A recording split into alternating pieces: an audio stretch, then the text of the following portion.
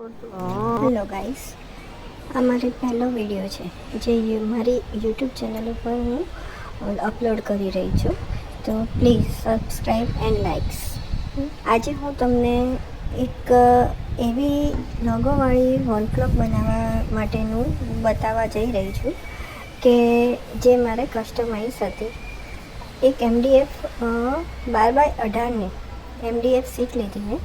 હવે MDF કોઈ પણ સીટ ઉપર તમારે કલરિંગ કે કોઈ પણ જાતનું કામ કરવું હોય તો એમાં મસ્ટ છે ગેસો. ગેસો શું છે કે એ એક અસ્તર કે લેયર આપે છે MDF સીટ ઉપર, અને એના કારણે તમે કોઈ પણ એની પર કામ કરો તો એ વસ્તુની ઇમેજ સારી આવે છે. કે રેડ તો પ્રોપર રેડ દેખાય છે, વ્હાઇટ તો પ્રોપર વ્હાઇટ દેખાય છે. કારણ કે MDF કે વુડન ગમે તેના નીચે બ્રાઉન કલર હોય છે. તમે ડાયરેક્ટ કલર કરશો કે કોઈ પણ વર્ક કરશો ને તો પછી એના લીધે તમારે શું થશે કે કલર તમારો ચેન્જ થઈ જશે. એટલે ફર્સ્ટ મેં MDF સીટ ઉપર આ રીતે ગેસો કરી, પછી એની દરેક ધારે મેં ગોલ્ડન કલર્સના ચંક્સ ફેવિકોલથી લગાવી દીધા.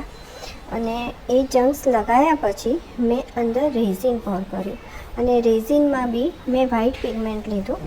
અને પછી એને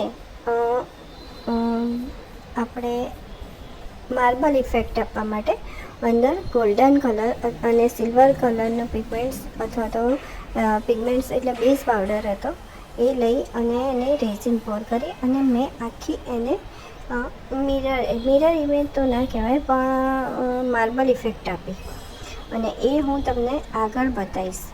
અત્યારે હું MDF ઉપર મારું કામ કરી રહી છું, અને MDF પ્રોપર થઈ જાય ગેસો એ પછી હું એ બધું જ કામ કરીશ જે મેં તમને કીધું.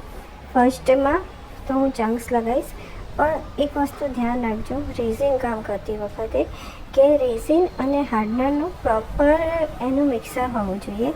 પ્રોપર બંને એકબીજામાં મિક્સ થયેલા હોવા જોઈએ. નહીં તો શું થશે કે તમારા રેઝિનને ડ્રાય થતાં અથવા તો એની જે ઇમેજ છે એ આવતા ખૂબ જ વાર થશે. હવે હું આમાં ચંક્સ લગાવી રહી છું ધારે. એના કારણે શું થશે કે તમે જ્યારે રેઝિન પોર કરશો તો ડ્રીપ નહીં થાય. અને એ પછી પણ મેં એની પાછળ અને ધારે બધે મેં લેટેક્સ લગાવેલું છે, જેથી રેઝિન ડ્રીપ થાય ને તો પણ લેટેક્સને કારણે તમારું જે પણ બનાવેલી વસ્તુ છે ને એ ગંદી ના લાગે. એના માટે મેં પાછળ પણ લેટેક્સ લગાવી છે. હવે જુઓ, આ મેં રેઝિન પોર કરી અને એને મેં આપી દીધી છે માર્બલ ઇફેક્ટ.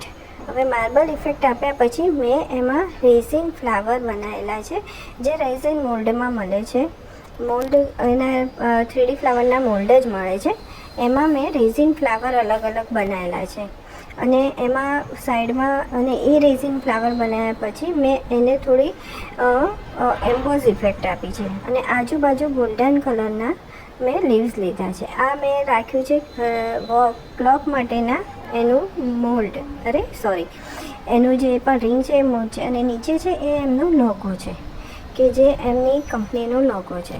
એમને ક્લોક જોઈતી હતી લોગોવાળી, એટલે મેં આવી રીતે નીચે લોગો કસ્ટમાઇઝ કર્યો. હવે જુઓ, એ લોગો અને રિંગ અને ક્લોક તૈયાર થઈ ગઈ છે, અને એની ઉપર ફરીથી મેં રેઝિન પોર કર્યું છે.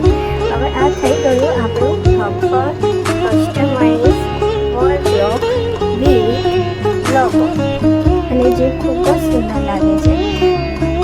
ફર્સ્ટ મારો વિડીયો છે, કદાચ કંઈ ચૂક થઈ હોય કે બોલવામાં કે કંઈ બી તો બની શકે, બટ હું નેક્સ્ટ વિડીયોમાં એના માટે હું સુધારવા પ્રયત્ન